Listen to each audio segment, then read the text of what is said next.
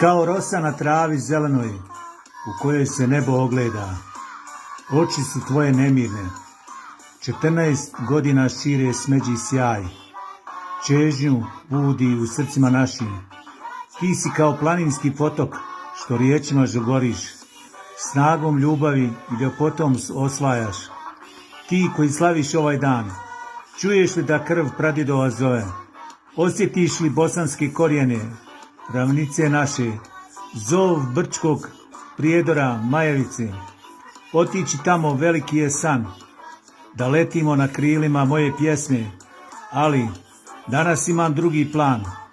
Želim da vrisnem sa najviše planine, vrisak da odleti preko okeana, da sreću pokažem svima. Zovemo te danas, sine, majka i djed ti žele reći, sretan ti rođendan, Arijane, živio ti nama.